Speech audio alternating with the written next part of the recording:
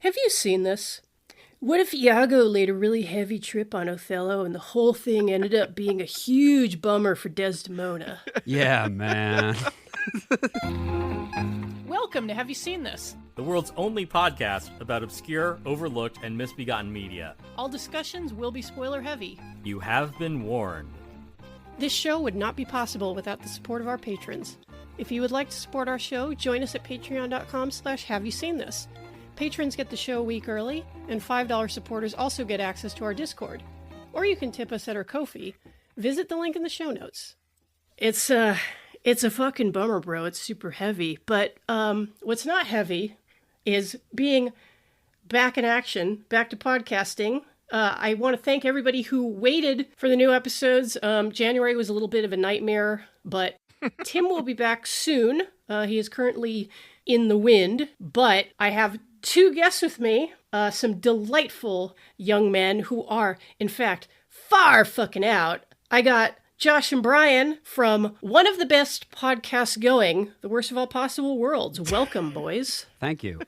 Tim heads in shambles, I assume. And, you know, I actually kind of am bummed we're not going to get a chance to get the Tim perspective on what is a movie that I actually enjoyed a lot more than I thought that I would, to be honest. Same. Yeah. When I was watching it, I was like, oh my God, is Tim finally going to watch a musical without having a gun to his head? No.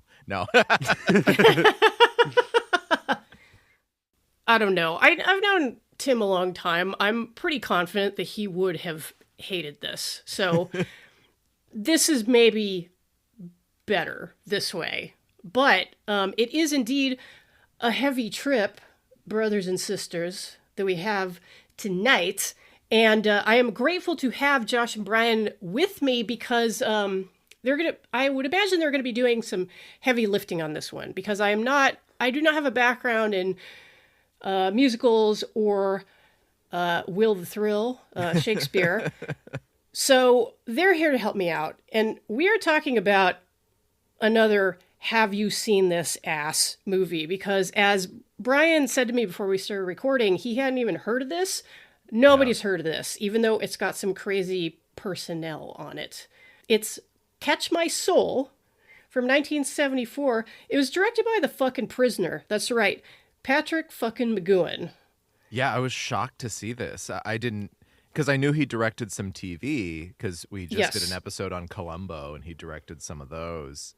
Mm-hmm. And of course, was like the creator, like all-around guy for The Prisoner, which I don't think, Josh, you've seen or even heard of. I've never seen a movie, famously. It's a TV show, god damn it. Well, it's like I said. It is perhaps maybe the high watermark of television in the 60s because it is a really creative show and the kind of thing that when you see it, you're like, this was on fucking network TV.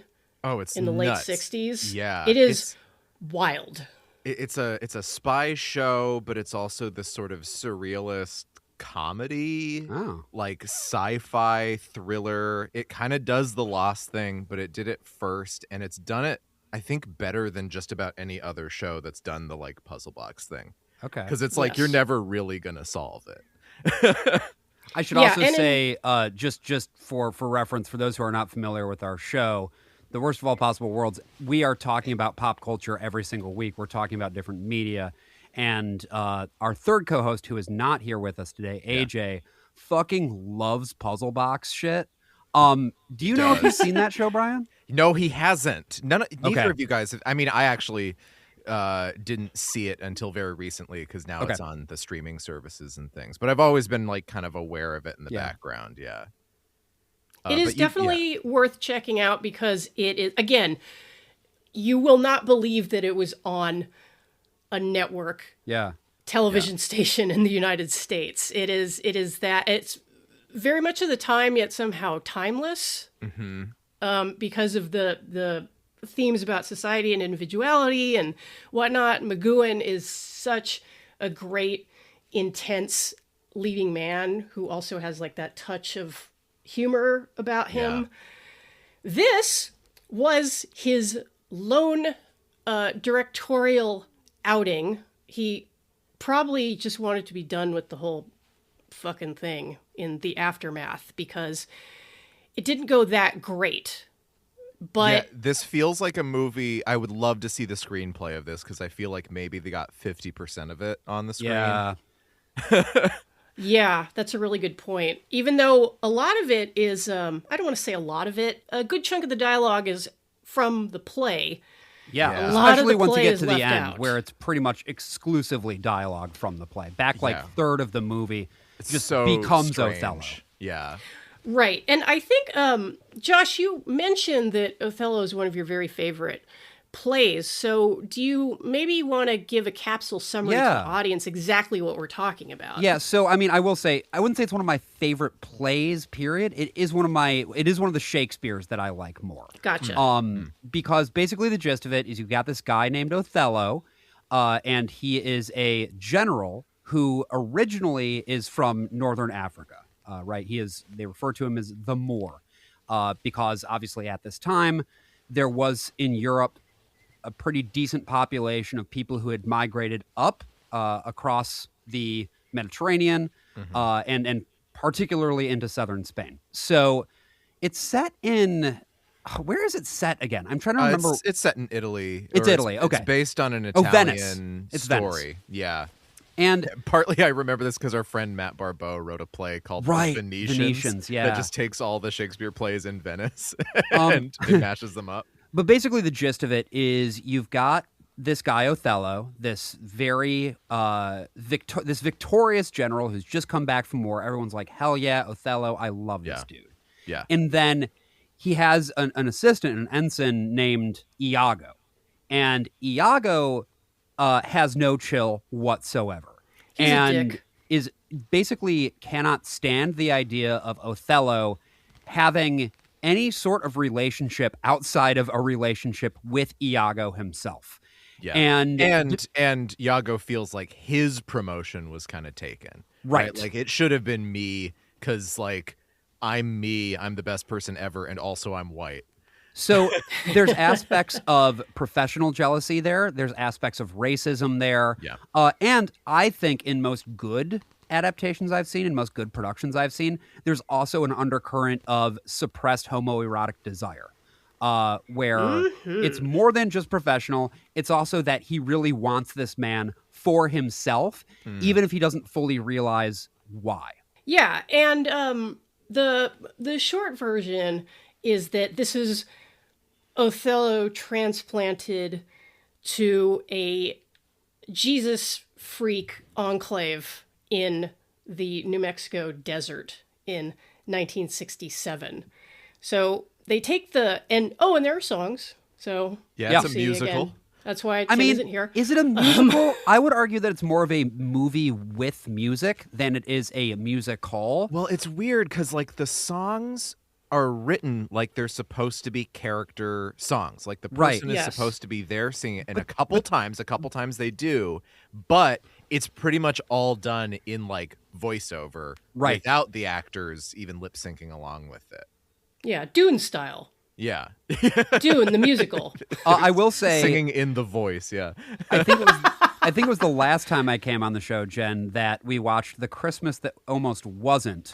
A classic. I will say the music in this movie way better. That's a low fucking bar, to be clear. But the name of none of these songs is Prune, and to me personally, that was great. I was really happy to know that. And hear that. really like the music. Yeah, I do too. I was totally on board for this entire score. I'm glad to hear you say that because I when I was watching this, I was like, okay, like, has my meter just been knocked totally out of whack by doing this show? Because I of course, I think most of you will know that I have a very high bar for, we'll say flawed films. Sure. I try to look at the bright side. Let me put it that way. Yeah, and this is, to be clear, this is one of them. This is a flawed-ass film in many ways. Oh, yeah. But it's also, like, a lot of the time, it's really good. Yeah. Like, it's more along the lines of, like, a curio or an interesting attempt rather than it's the reputation that it received when it was released. Because from all descriptions of this until I saw it, I was expecting just an absolute embarrassing train wreck. Yeah, I mean, the reviews, many of them are talk about how like the Shakespeare work isn't good, and I just disagree. I think that the actual like dialogue work with the text of Shakespeare is by and large really good across the board. I didn't love Season Hubley, the Desdemona. Oh, you didn't? I didn't, but I did love Richie Havens. Yes. As Othello. Oh, he's I thought great. He was so I thought good. He delivered the dialogue so incredibly well. Unbelievable performance, absolutely. Yeah. Yeah. Now, mention it to bring up Susan Hubley, who, of course, maybe most famously played George C. Scott's wayward daughter in Paul Schrader's Hardcore. Yeah. That was her. Mm-hmm. That's her. Yeah. Oh. Turn it off. She looks so different in this movie. Yeah, she's What's the glasses? And the hair. Yeah, she's got the pixie cut, like the granny glasses, but she's so hot in this movie too. She's like she's so pretty. She's cute as hell. Okay, so this was affecting your judgment then, John. Yeah. Of the Shakespeare. Yeah. Well, yeah, no, I want to ask absolutely, this yes. question, like, because you could say, like, oh, well, you know, she doesn't do a lot, but is it not the case a lot of the time that Desdemona doesn't have a lot to do until closer to the end of the play? Yeah, I mean, Desdemona is a tough character in general because as far as like Shakespeare's women characters go, I would say that she's one of the ones who has the least agency. Mm-hmm. She is pretty much entirely defined by her circumstances. And other than a few of the scenes, which we don't get in this movie, by the way, with Emilia, who is her handmaiden and also Iago's wife, we don't really get a good sense of what her whole deal is. And that can make it very difficult, I think, as an actor to activate any sort of intention behind anything that you're doing other than just being like, wow, I sure am confused. What happened to my husband? Right. What the hell? Yeah, and I go back and forth on it because I don't think that some people seem to think that every female character needs to be like a stone cold girl boss badass or else she's worthless, which is, of course, ridiculous. But the flip side of that is I looked at a few different versions of Othello, just to kind of brush up a little bit before we did this. And the thing that occurred to me was that that saying attributed to George Lucas, where he was decrying kind of like easy, cheap manipulation of the audience by saying, yes. Jar Jar is the key to all this. I remember that very well. Of course, you anticipated me, Josh. Thank you. Yes, exactly. She is truly the Jar Jar of the picture. They're both sexy as hell, first of all. For sure. Meats are sexy. Well, Jar Jar's rocking the same vest as Iago in That's this so movie. That's true, Brian. That's true. Jar Jar basically dresses like an old hippie. Wow. Okay, well, I'm preparing for a whole different read of Phantom Menace. But anyway, George Lucas once said famously, anybody can get a little kitten and wring its neck. And I wonder if Desdemona can sometimes come across as that kind of character because she's just like the good wife devoted to her husband. And in a way that almost feels like, I don't know what the phrase would be for that when a character is just like so good that you're almost like, come on, you know, like they're really like twisting the knife by making the character so pure and sweet and innocent, and then just to be utterly crushed. And I think part of what Shakespeare was doing when he wrote the play originally was he was trying to make a commentary about the way that Anglo society at the time saw black people, particularly their relationship to, you know, white British women. And so I think part of what he was trying to do, this is just, this is based on my interpretation of the play, not based on anything other than that. But I feel like the idea there is, okay, we need to make this woman who is so good so that Othello can't have any reason to actually want to hurt her or otherwise like be bad to her in any way, shape, or form. That everything negative that he is doing in her direction, up to and including killing her, spoilers for the end of Othello, is, you know, based on Iago's manipulation. The way that this fucking guy got into his head, and also the way that Iago probably knew tacitly that he would be able to get away with it by virtue of these cultural stereotypes about black men and their inherent violence, right? Yes. I think you articulated that very well, and I think that's like a really good read on it's a good way to it's one good way to read the play, because I think it certainly does like comment on that. Now, going off of that, in your guys' opinion, like, what do you think that a good adaptation of Othello needs to nail to be worthwhile? I mean, I can go first, but Brian, I've been talking a lot, I'm not so. super familiar with Othello the way that Josh is. But what I think nailing that a sort of innocence on Othello's part, like Josh was referring to, is that he actually does have to be this very strongly moral character who's then just whipped up into a frenzy by this like sort of constant gaslighting, right? It's really like Iago is manipulating reality in little ways so that he can then throw in the big thing, Right. and be like, okay, you're in my hand now. Where's the handkerchief? Where's the handkerchief, Othello? Right. And what's so interesting about Othello as a play, I think it has a lot more in common with like Shakespeare's what we call problem plays.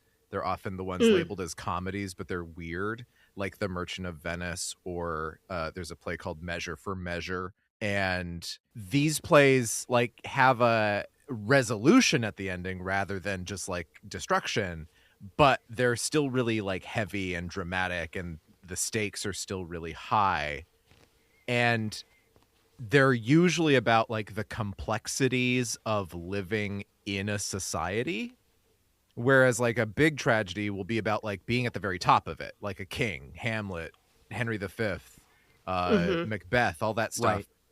Othello is really important, but we're not seeing a general on the battlefield. We're seeing a general back home.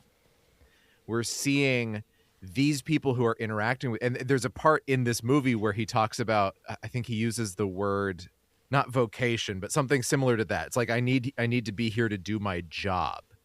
And it's like, well, what makes this such a strange idea for adapting Othello is that they have left society. They've left civilization, and Othello in this is essentially the king in this story by being this religious leader in the northern New Mexico desert. I also think another thing that's really important in terms of like really activating the play, I know I keep using the word activating, but like as regards Shakespeare in particular, I think that's kind of how I always approach it, is like, because this text has been around for so long, just doing the play as written is not going to give actors what they need to do it, right? Because these are words that have been around for so very long. And so you have to give everybody a reason why they are doing what they're doing. And I also think Iago can be pretty tricky. There's He a number of so fucking much. Yes. and there's a number of ways that you can do it. And I've seen different versions that do it different ways. You know, you can have him basically just be, you know, a fucking sociopath, you know, just straight up evil, which is the choice that this movie makes. Yeah. You can have him be like a real fucking weenie who is spineless, and everything that he is doing is overcompensation for the fact that he isn't able to get what he wants, which of course includes that military promotion that he was expecting to get. As I was saying a little bit before, you can lean really heavily into the homoeroticism that he's basically tried to, you know, single white female Othello, basically. Yeah.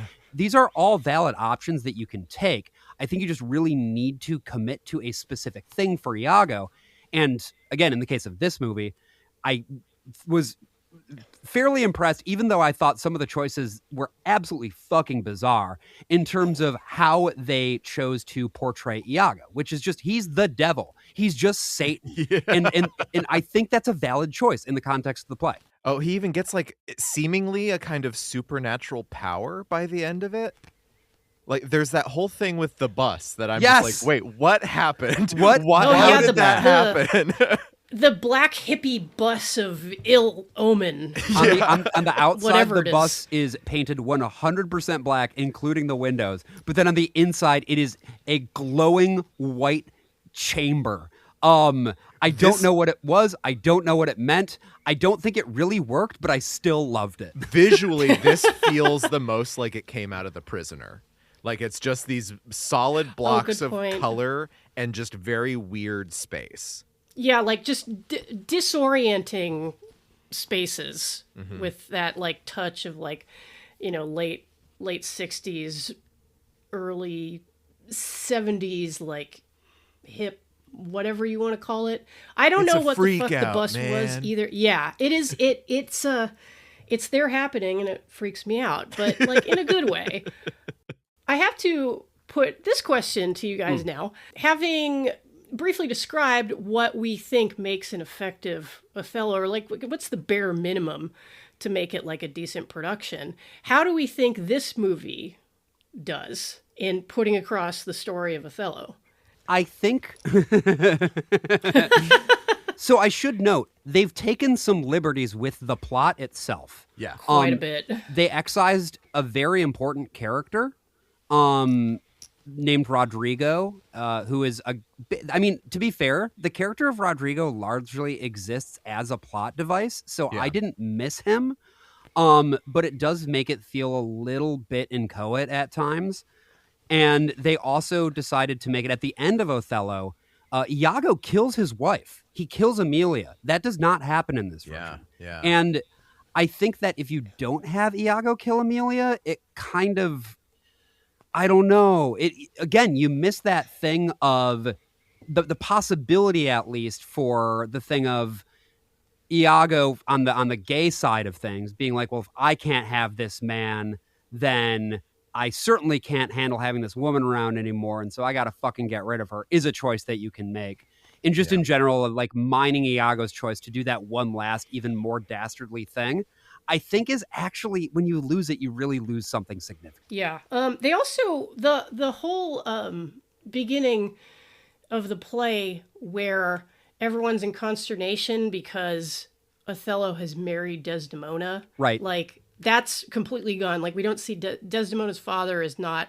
I assume that in this version, Desdemona's father would be like an oil executive, like living up in Mulholland, whose daughter like ran away to join like these Jesus freaks. She's definitely like dressed and like costumed and made up in such a way as to suggest a certain class positioning, like for sure. Yeah. Whereas the guy who plays Othello he's a raggedy motherfucker. Like he is.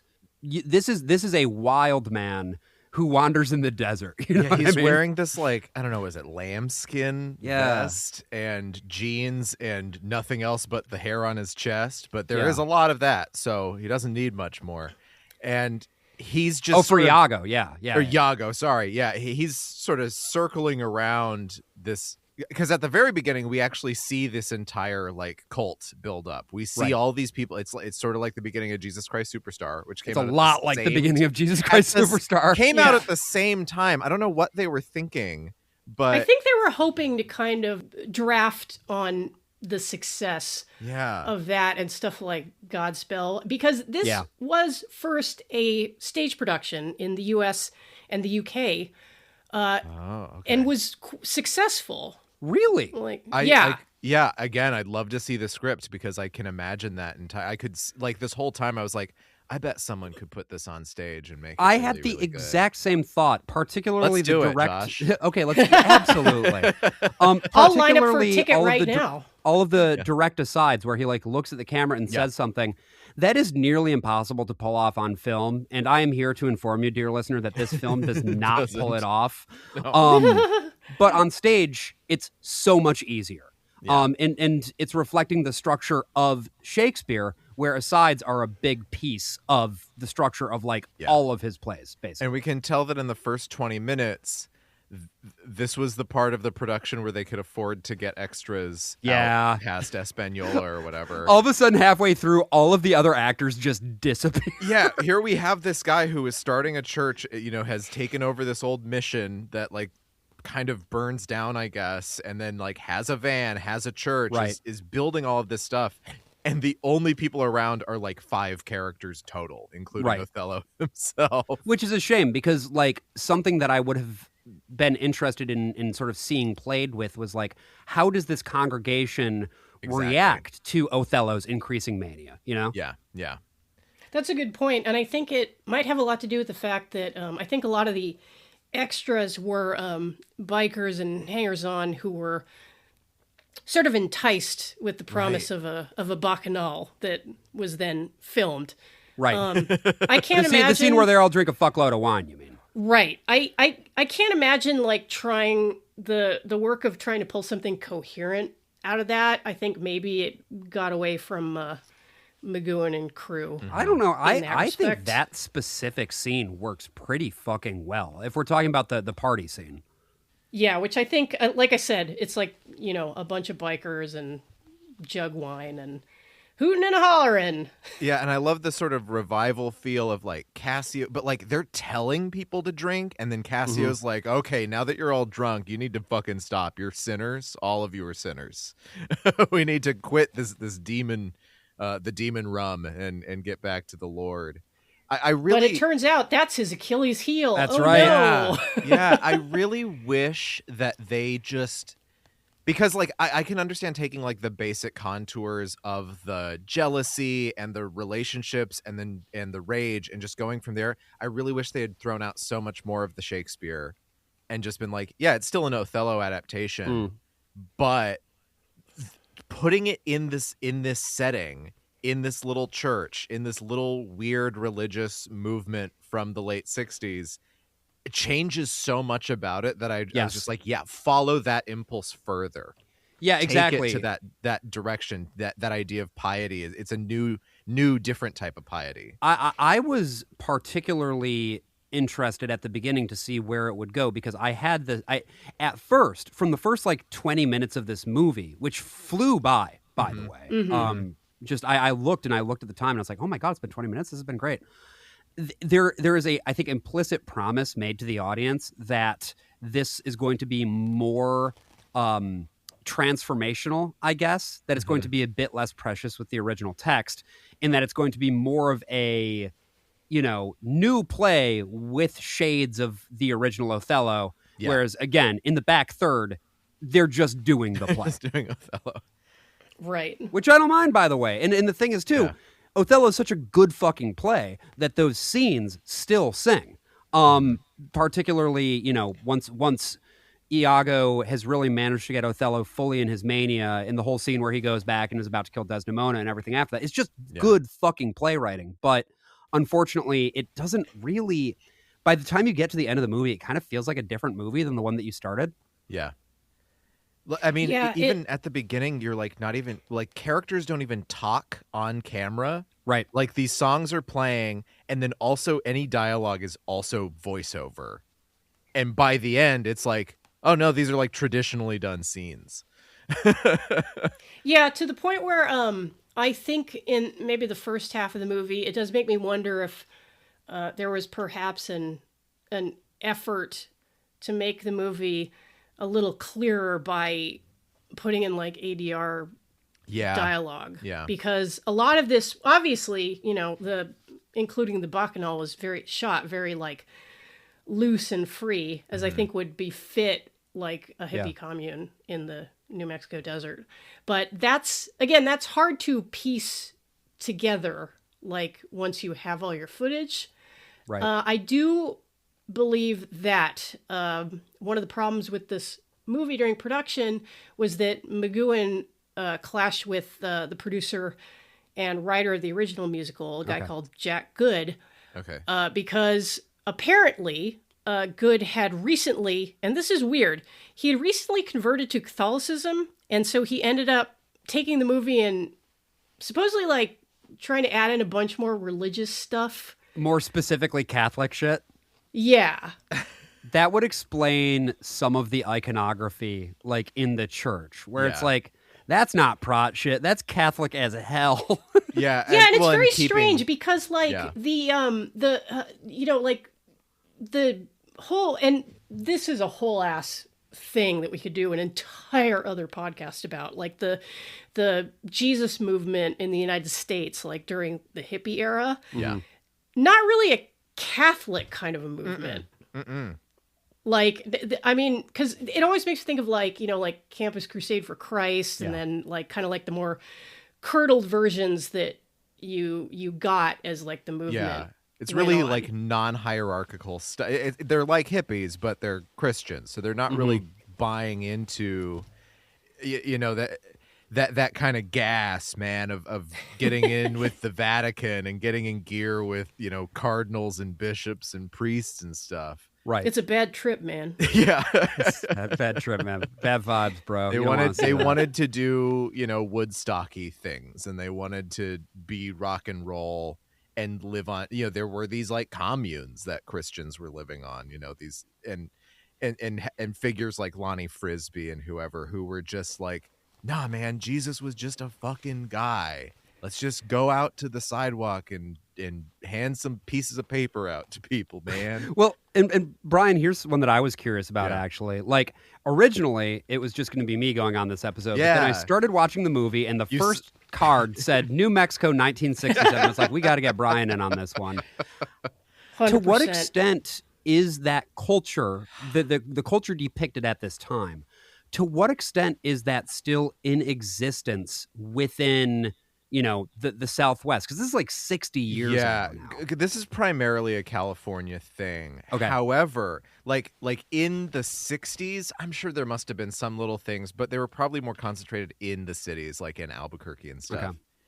Whereas like these like separatist Christian movements, some moved into New Mexico a couple decades later. Like just outside of Gallup, where I grew up, there's a group called the Aggressive Christianity Mission Training Corps that started in California and just kind of like moved a little bit eastward until they got to Gallup, and now I think both of the founders are in prison. What's so aggressive about that? Do they have guns or something? They do have guns. The lady who's the co-leader of it wears this, well, probably doesn't now because she's in prison, but wears this like beret. I can find their website. I'll put it in the chat for you guys. It's really, really something. My other question was, do you know, like, did you notice and recognize the filming location? Do you know what mesa that was? No, so this was all northern New Mexico. So this was all around Espanola and Santa Fe. Espanola is just a little bit north of Santa Fe.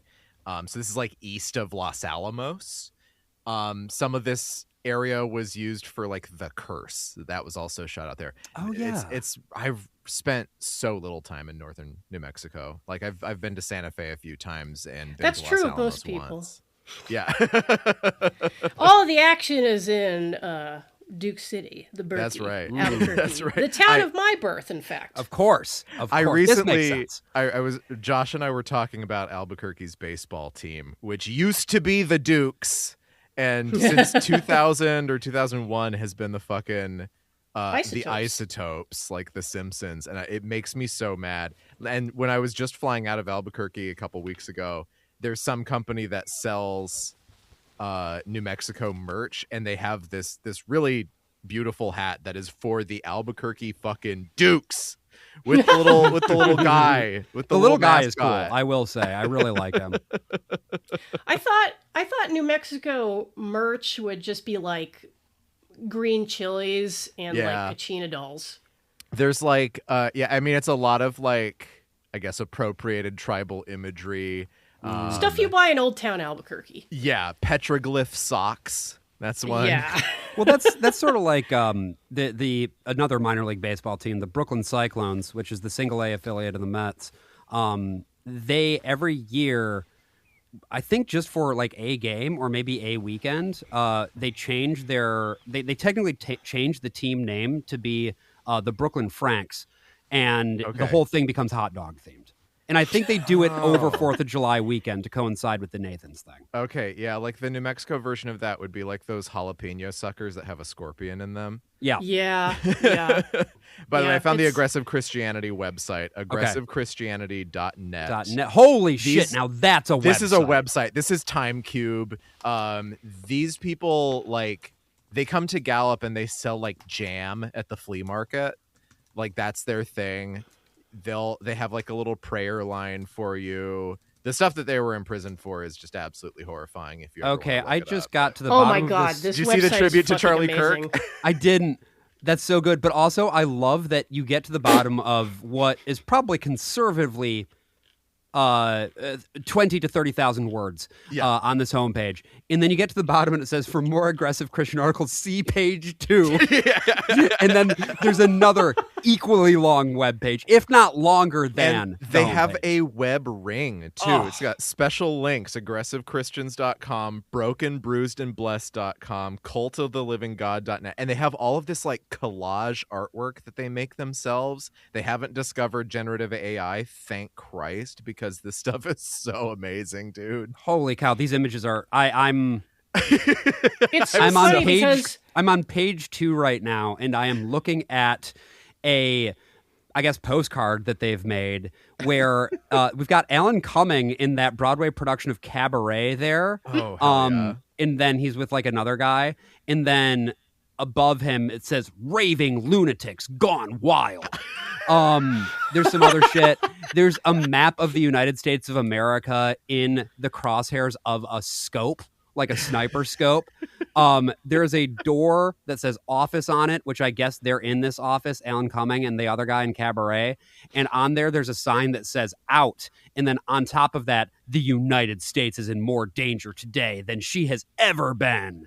Lot going on. I mean, if here, you see the folks. picture that they have on the front page, tribute to Charlie Kirk Martyr, and it's a picture of Charlie Kirk, and he's been photoshopped onto a background of like a blue cloudy sky. Oh fuck, this is so and good. a cross. But like, it looks like this picture was made 30 years ago. Yes. I was gonna say, like, it's amazing because Charlie Kirk only just got assassinated last year, but somehow they made this picture in 2002. That's wild. I think that they have like a Windows 98 plus computer that they make all this on.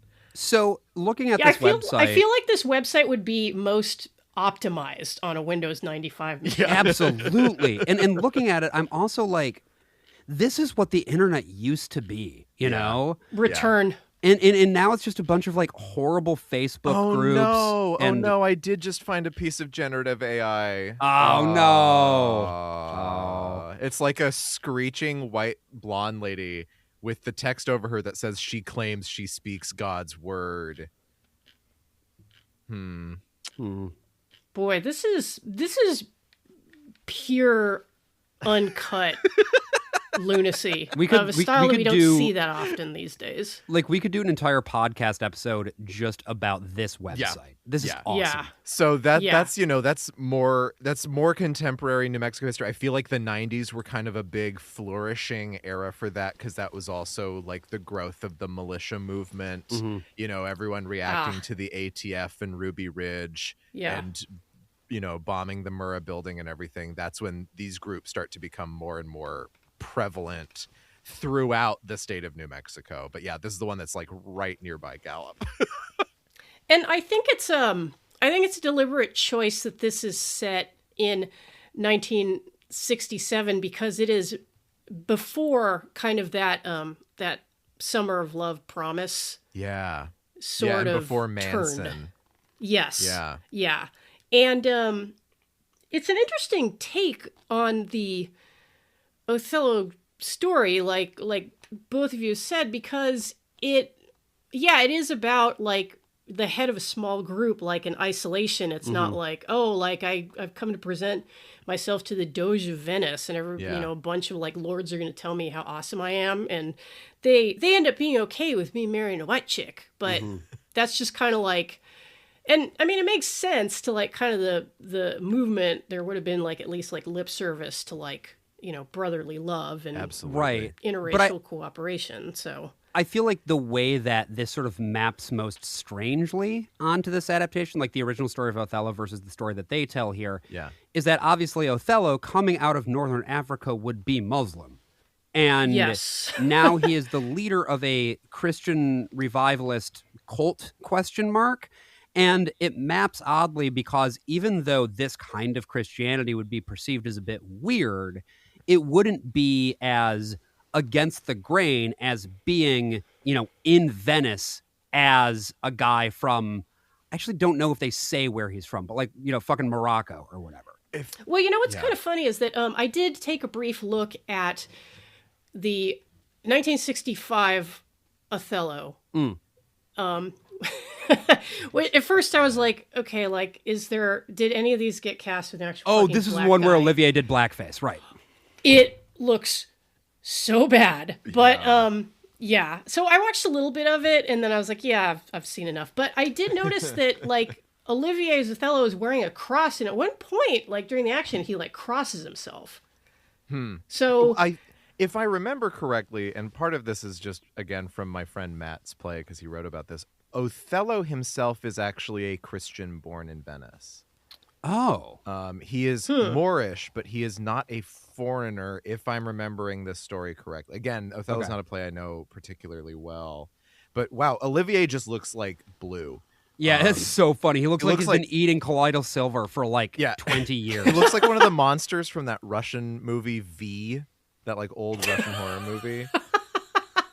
And yes, they did in fact apply prosthetics to his nose to make it wider. It's atrocious. It's crazy that I Orson Welles did it better. I'm not going to recommend the Orson Welles version either, but I am going to say that he did the makeup better.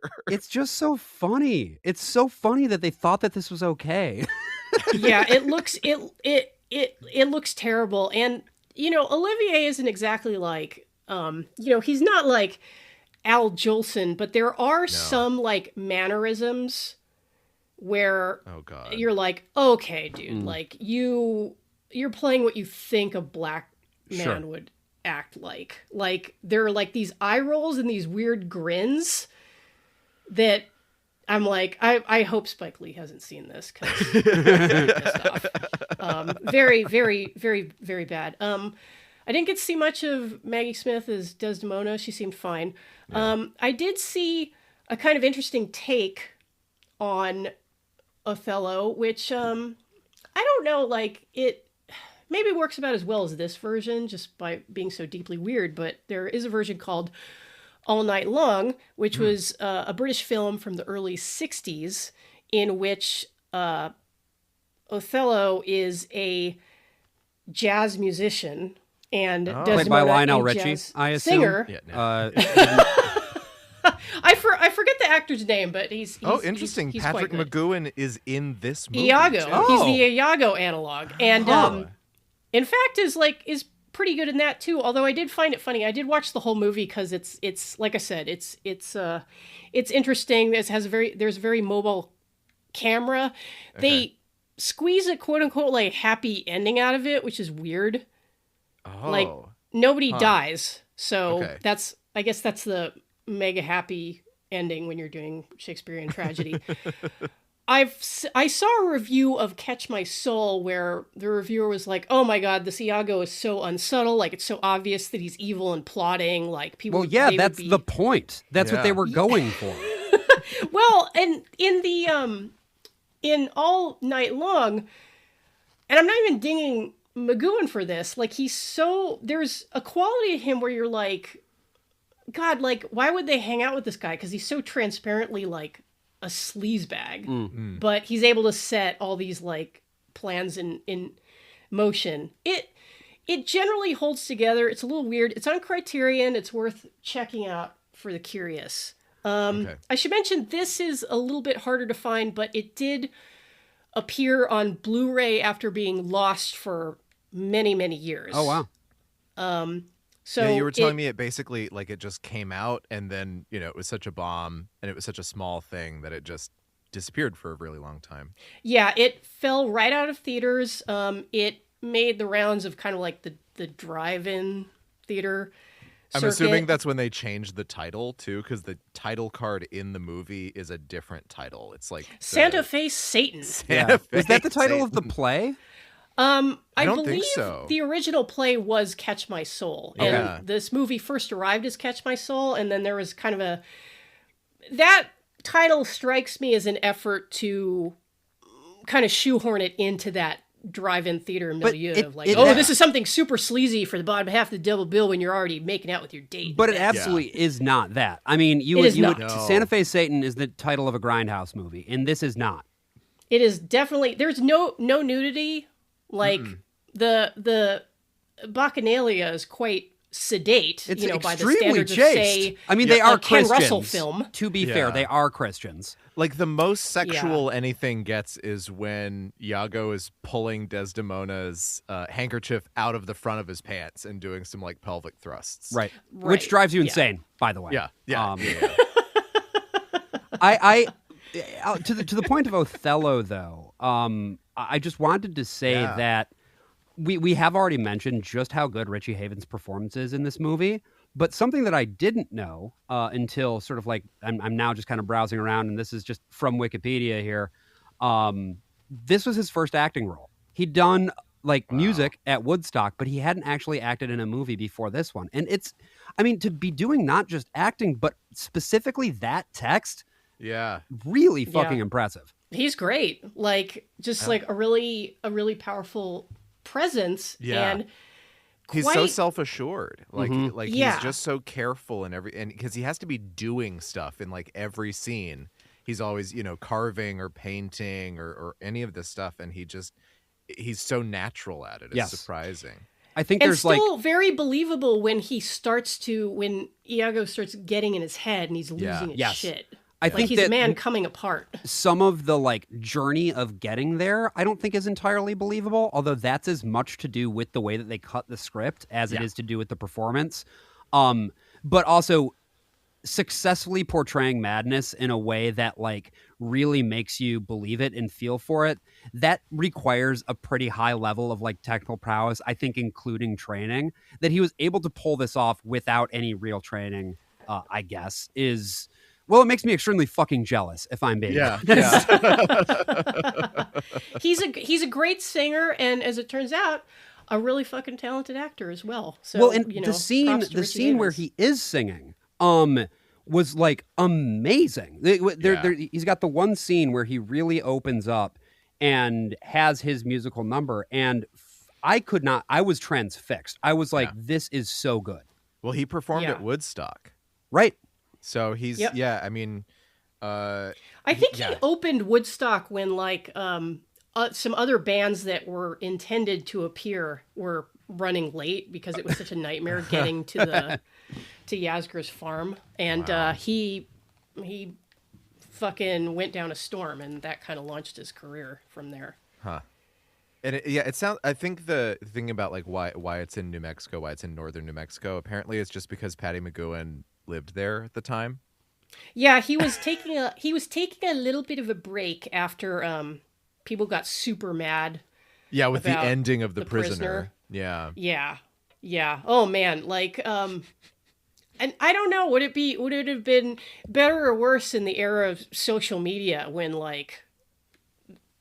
would have been crazy. I mean, every think about, reaction is right there, practically the minute the thing drops. Yeah, the fucking the thing that people have been going on about with Stranger Things, where there's going to be a secret finale, and it's that show spends it's a 2.5 hour finale, and a third of that is just the epilogue. Is just the everything's been done, and we're just gonna very slowly put a period on every sentence that we've ever written.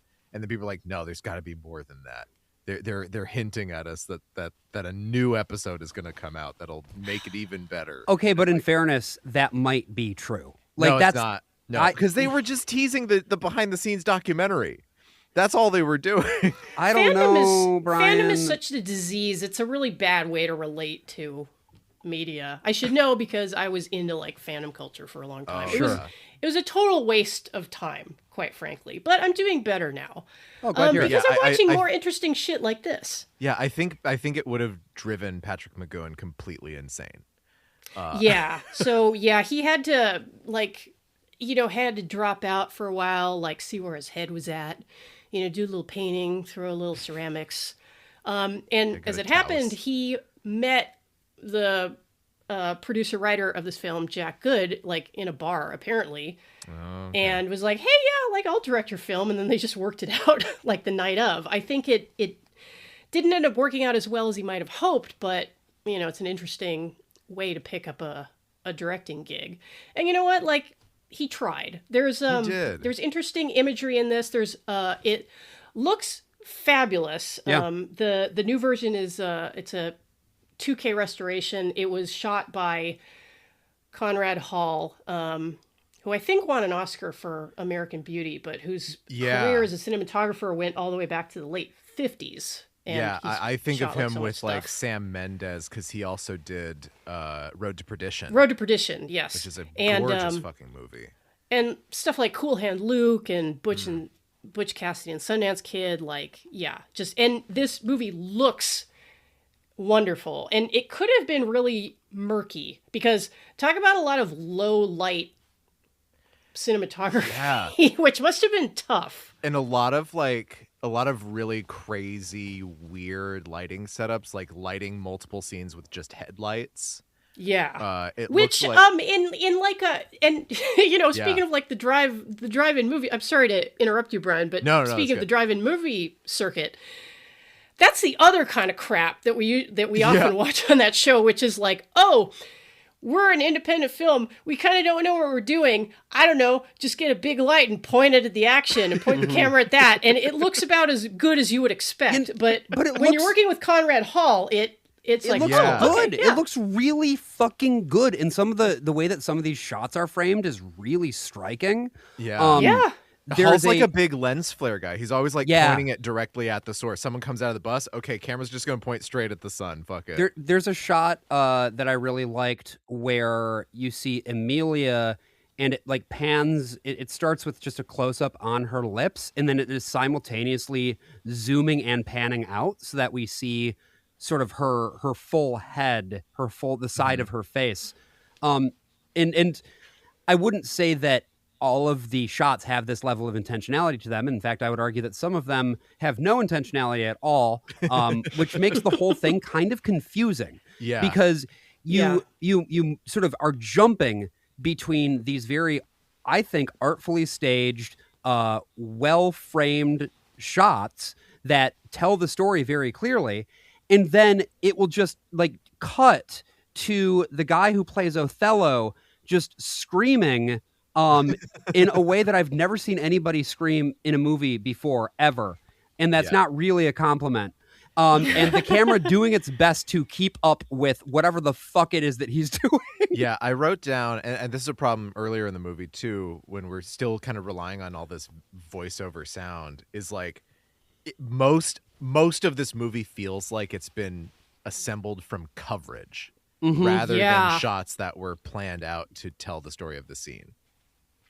Yeah, it's like, and I'm in no way saying it's as bad as Magical Mystery Tour, but maybe it was the era. A little bit of that same spirit of like, hey man, we'll just shoot and we'll see what happens. Yeah. And then you get in an editing room and you're like, fuck. Yeah, it's like it works for Terrence Malick, right? Like, also, gee, I wonder why it takes him so long between films. Yeah. Did we mention, by the way, because now I'm looking at the cast of the original musical. Did we mention anybody who was in this? The original musical? The original musical. I don't think I looked into it very much. So it turns out Oh wait, yes I did. Josh, but did this play in New I'll York? let you tell it. It played in the UK, actually. Okay. And there was a US production before that, but like the main successful commercial production was a UK version. Okay. And in that, Iago was played by Lance Legault, who might be better known as Decker from the A-Team. Oh. Yeah, and he's Iago in this as well, and I think pretty fucking good. Oh I my really God, liked his he's performance. it's crazy. I didn't realize. Now I'm like, oh yeah, I used to watch the A-Team when I was a kid. Oh, yeah, they did the same guy. That connection. I want to talk Yep. a bit more about that performance in a moment, but I also did just want to mention that the character of Iago in the U.S. production, played by Jerry Lee Lewis. Oh my God! So they Whoa. they hired the actual devil to play him. Yes. I was gonna say they hired Satan to play Satan. Yes. Like, holy shit! I don't even know how you would corral Jerry Lee Lewis for like a traveling. You know, I know. getting him on tour is one thing. Like keeping him, from just completely exploding on the road. But like, hey, like be in this play where you have to like know lines and be on time and like, someone else will tell you what to do and you're gonna have to do it. I mean, maybe Yeah. maybe that's part of the reason that the U.S. production was not a large success. Yeah, like fuck. I wish there was like footage or something of that because that must have been when it was hitting. I bet it was really something. Yeah. Yeah. But the other thing I want to mention relating to that UK production is that in the UK version, Othello was played by Jack Good in blackface. Yeah. Hell yeah. If I remember correctly, in the 60s, the BBC still had like a regular minstrel show that They would did. broadcast. That's right. Oh my God. I by the way, one other thing that I'm noticing about the UK version, the original UK production, and I guess the original musical in general, Rodrigo does exist in that one. Oh, really? Yeah. Oh yeah, I see that credit. Yeah, I'm looking at it now. Maybe Jeffrey Wickham.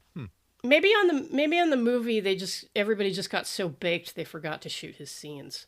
Because apparently it has been asserted that Richie Havens was smoking some mighty fine dank. I would buy that. Oh yeah, Do you and think he could handle it, but apparently, like one of the camera crew couldn't, and That's actually so funny. disappeared for 5 days after accepting Oh no. a puff from him. So Lance Legault as Iago, how would we even begin to describe this performance? It's like this, I don't know, Jeremiah intense? Johnson thing going on. It is intense. her suit, Yes.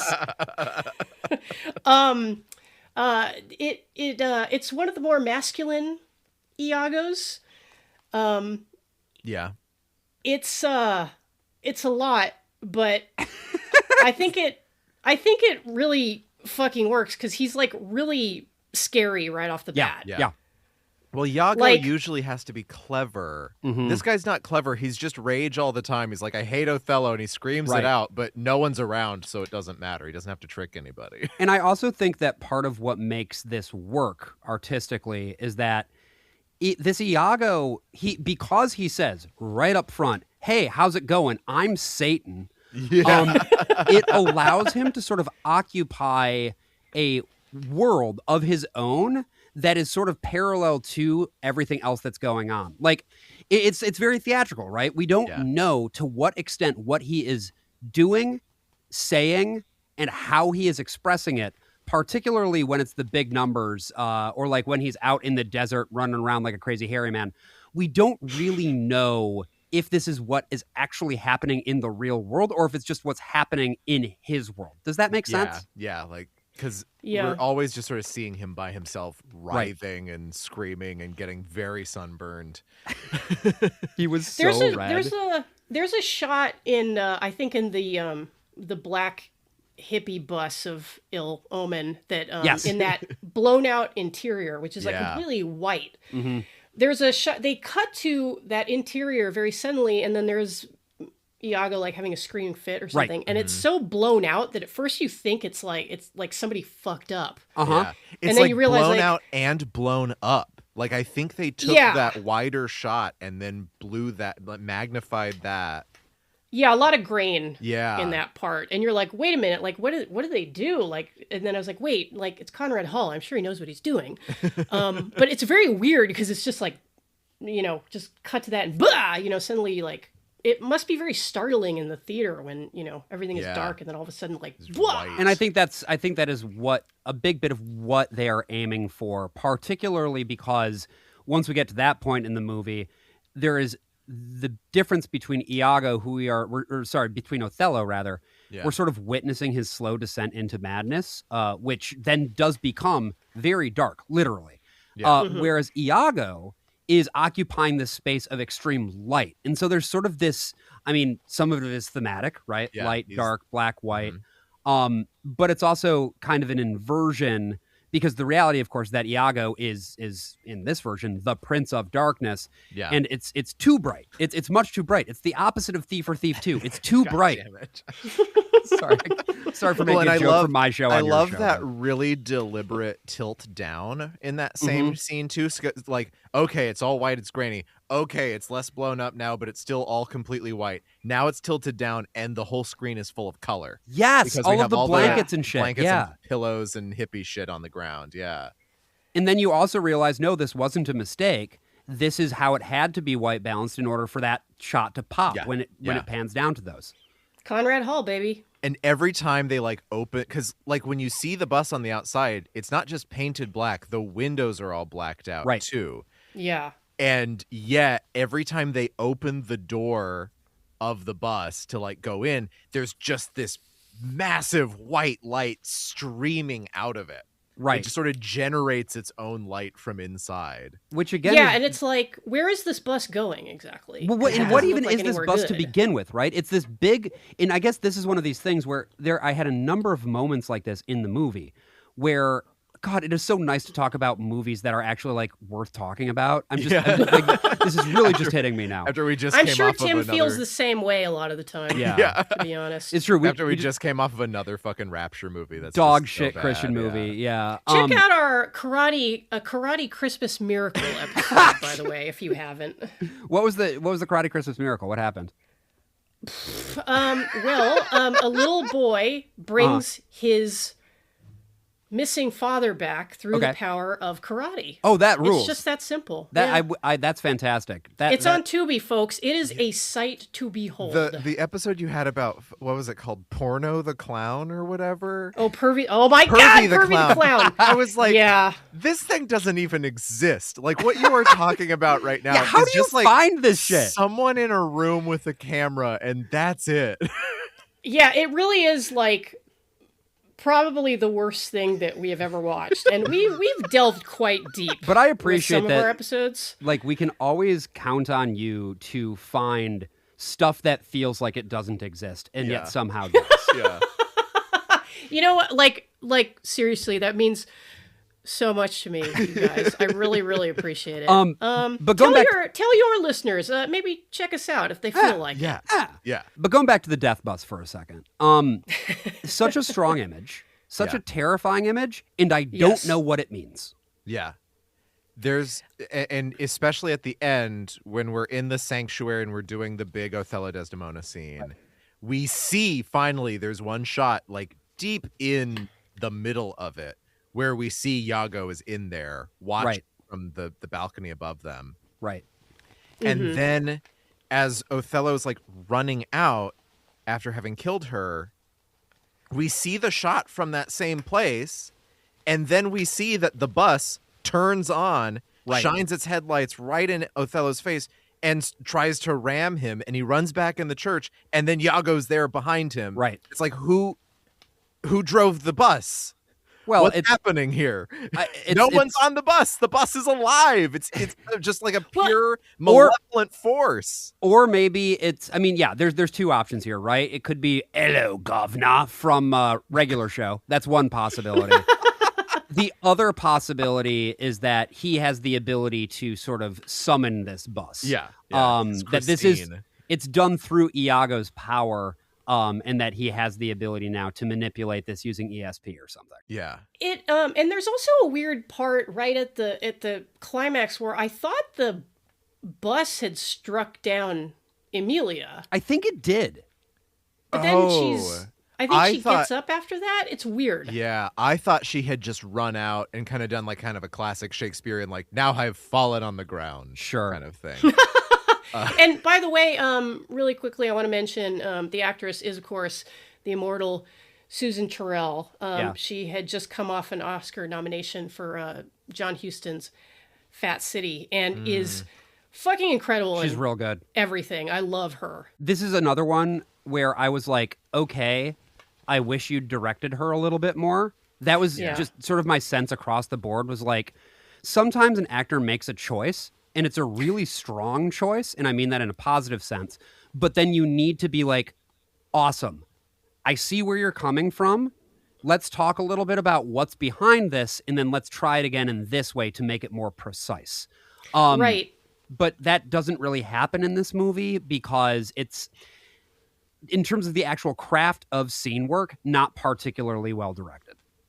And I believe Richie Havens said that McGowan as a director tended to be a little bit vague with what he wanted from his actors. That comes across. That comes across 100% because it lines up with a lot of the other theater that I've seen where I will see it and I'll be like, I can tell that these actors are good, but they seem lost. And then I will talk to them later and they'll be like, oh yeah, I just, the director didn't tell me what to do. So I just did something, you know? Right. And that kind of fits because at first you think like, well, maybe it had to do with like, you know, specific to Richie Havens' experience as like someone very new to acting. But if that kind of includes even the more experienced actors like Susan Terrell, it's like, yeah, like maybe McGowan wasn't driving the bus as much as he should have. Yeah, no, because exactly. that's often where the movie fails quite a bit of the time is like the loosey-goosiness of it, where it's like and it's like, okay, guys, I know it's 1974 and like, you know, the U.S. is like on this huge like bummer trip after Altamont and everybody's like, head is not with it, but, you know, maybe like plan ahead a little bit. Yeah. And, you know, maybe like put down some notes or like some boards or. Right. And I feel like, again, from the reviews that I saw, they tend to be quite critical of some of the performances and some of the moments. And it's not, this is the thing about direction, is that most people don't understand what direction is.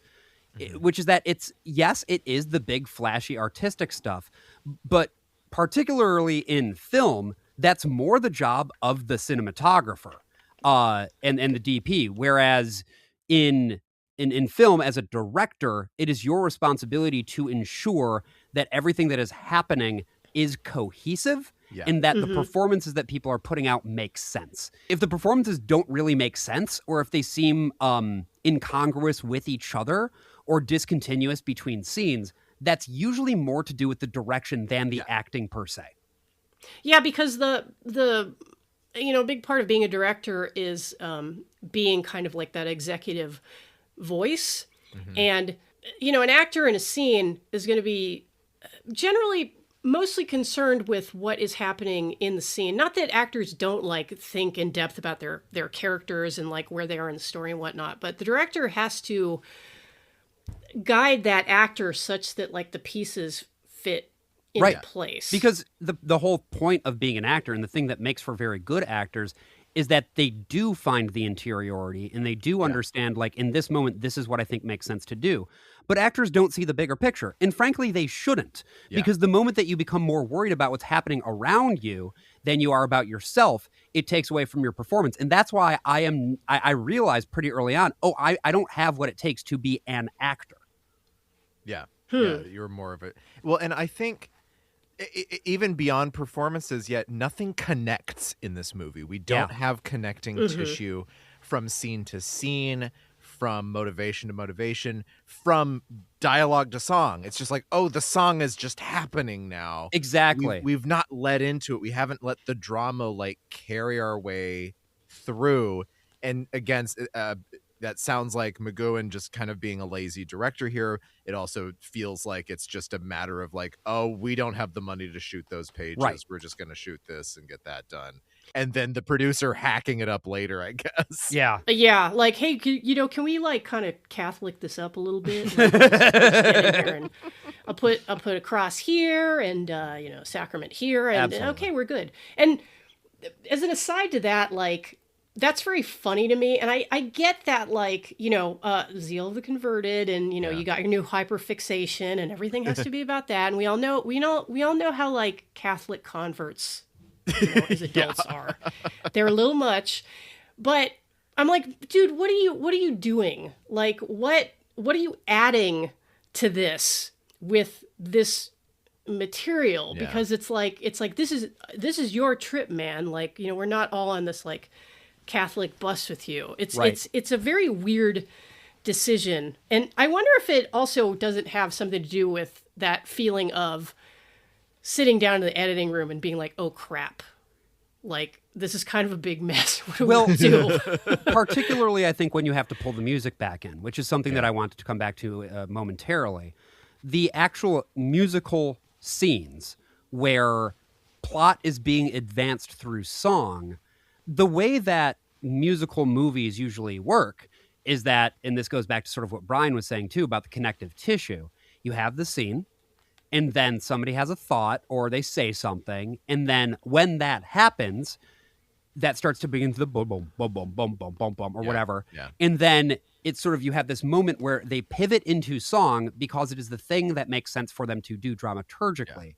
The reason that this often feels more like a movie with music than a musical is that they do just start singing songs, which is fine, but it then doesn't put you in that musical place, the musical place, where we are to take that diegetically they are not necessarily singing. Whereas here it seems that they always are, and I found that confusing. Yeah. Well, and it's also like a really uneasy kind of balance between like, you know, kind of like, and I agree with you about it not really being a musical as such, because it's like you also have like the rock element. Right. And, you know, a rock song, you know, to speak in really simplistic terms is, you know, like a rock or a pop song is more about like a, you know, like a vibe or feeling. You're not necessarily specifically like telling a story. Right. And so we get at the beginning, because like Iago is so like spends so much time talking to the audience and like the source material. We do get quite a bit of that up front. So there is some exposition in the songs, but like when Richie Havens first cuts loose, he's basically just singing, and I think it's a traditional song that he like arranged himself. Mm-hmm. It's a song about working on a building. It's like, okay, I'm building a church for my followers. Okay, yes, building a church. Okay, you're building, the building church. And musically, absolutely gorgeous, right? Yeah, it's a sick song. I really like the music in this movie. But in terms of what are we doing here as regards like advancing the plot or anything really, there's just not a lot there in moments like that. Yeah, and I think there was an effort to kind of try to reintegrate the story back into the musical material, because, you know, we get like plenty of footage of Iago lurking, looking daggers at the guy playing Cassio. The guy playing Cassio just being like, hey man, I'm just here for this alcohol and spirituality trip. And then but it's like, okay, but like, where is the story going? And it's almost like it's on hold rather than moving forward.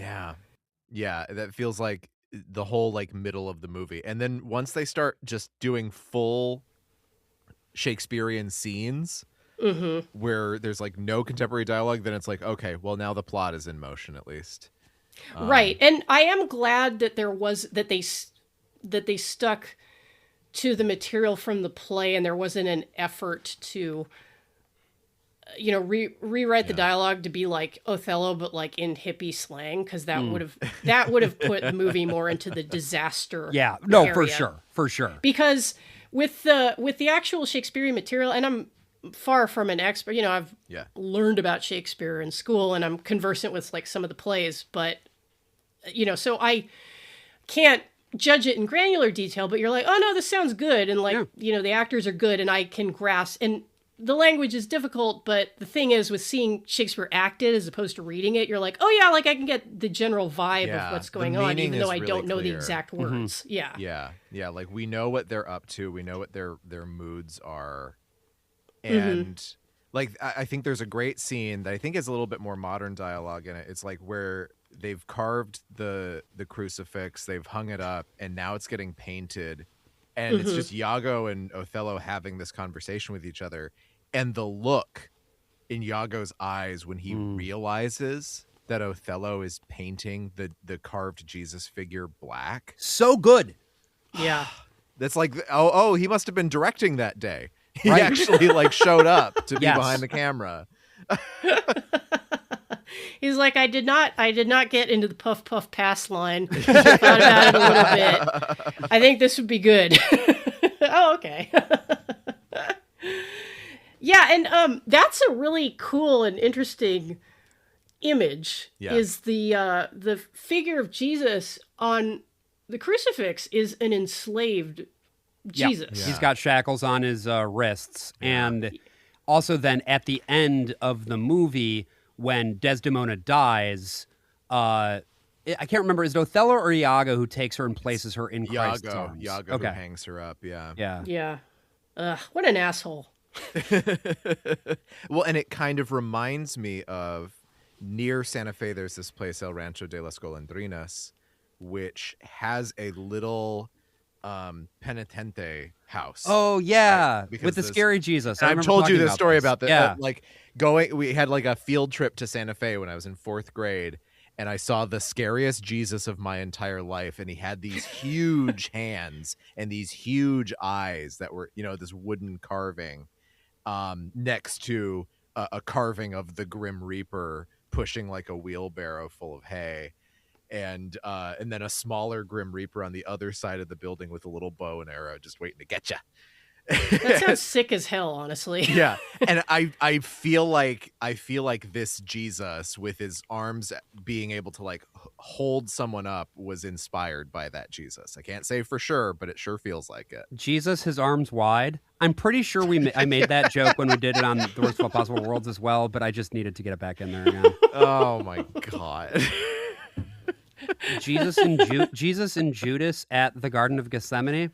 No, we're getting further and further away from truth, I'm afraid. Darmok and Gelada Tanagra. I just had to say it verbatim. Okay, I'm done now. Yeah. The real heads know. Darmok, his skin kaleidoscope.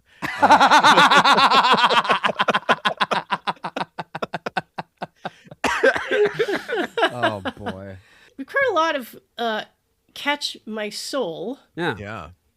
Definitely worth a look for the curious. I think this show's audience absolutely qualifies. For sure. Yeah, it's not like I would not put this on expecting to see like a great movie, but if you are interested in Shakespeare adaptations particularly, it is I think a fairly capable adaptation that makes some big swings that don't connect, but it's good and it's worth watching. And I genuinely do not understand the reviews that it got when it was released.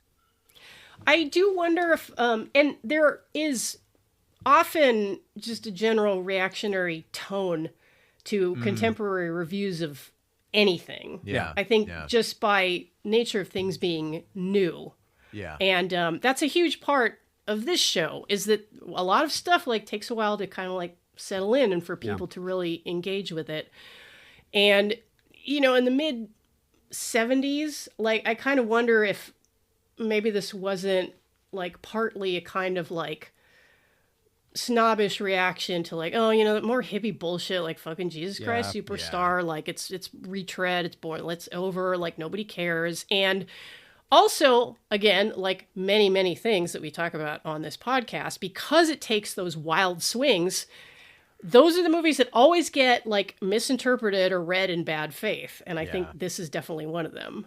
Because, like I said up front, I thought this was going to be a gigantic cringy disaster. And it's not. It's actually an interesting little film. Yeah.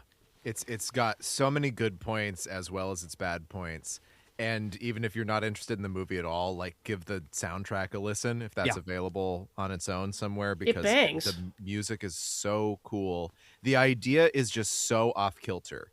It's not, there are a lot of things where it's like, oh, we're going to modernize this story and tell it this way. And you're like, oh yeah, that makes sense. That maps neatly. And this one doesn't map neatly. So you're like, okay, so what are they going to do with that? And it doesn't always succeed, but it always has something that you don't expect in the next Yeah. scene. I mean, at the end of the day, it's probably not a good concept. You know what I mean? For Othello specifically, it's probably not a good concept. But I appreciate that they had a stab at it. You know, like it isn't a home run, but like it's worth it. Yeah, it's worth a look, I would say. And I'm really glad that you guys really tuned into it, because like it makes me because watching this I was like, God, like I don't think this is that bad. right? Like, am I crazy? Like it will be so embarrassing if I come in and Josh and Brian are both like, that was fucking awful. Yeah, and then I'd just be like, okay, it's going to be one of these episodes. Okay, well, I deal with Tim all the time, so I know how to do this. But the other thing is, it's not the Christmas that almost wasn't. No, certainly not. The name of none of these songs is Prune. The podcast that these boys come from is, of course, The Worst of All Possible Worlds. It is one of my favorite podcasts. Over The Worst of All Possible Worlds, we are interested in analyzing culture and cultural narratives, particularly in mass media. So movies, video games, TV shows, Christian children's radio drama. We've got it all. Jen came on the show actually a while back to talk about some episodes of said Christian children's radio drama. She what? She what? I should did. also That note, was fun. I have another podcast now as well. It's called Ill Conceived, and Ooh, this is good too. I will link that as well. basically what we do is we talk about natalism, the ideology that sees declining birth rates as the most pressing political issue of our time. That is not a position that we hold, but we do think that the natalist movement, particularly on the right-wing side, provides for a very interesting... you just start noticing a lot of things when you start with natalism first. It turns out that there's a wide variety of forces that are aligned around this issue for a variety of different reasons. They make for very strange bedfellows, and we're talking about it. So it's a good freaks and perverts podcast. It if you certainly want to learn is. about some freaks and perverts. That's what we're doing. So if that sounds up your alley, go check out Ill Conceived. It's available wherever fine podcasts are downloaded. Please do. And thank you again, gentlemen, for your able help with Catch My Soul. Yeah. No, thank you for bringing it to us. Yeah. 'Cause this was a real treat. Thank you for listening. If you enjoyed this episode, you can show your support by going to patreon.com/haveyouseenthis and make a pledge at the $2 or $5 tier. $5 a month gets the latest episode before everyone else, plus access to our Discord, where we're always arguing about movies. If you'd like to give us a tip, our Ko-Fi link is in the show notes. You ready for this one? Check this out. Catch my soul, my ass. I won't catch my soul.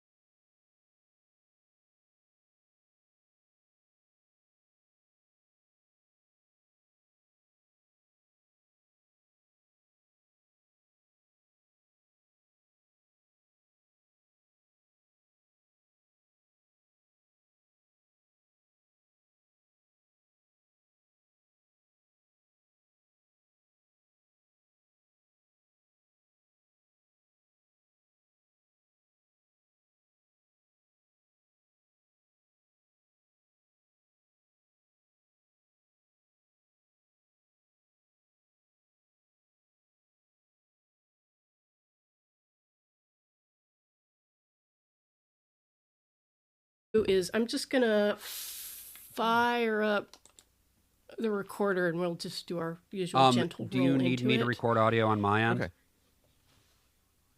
Zencaster should get everything. You have to use that recording. I won't roll back up.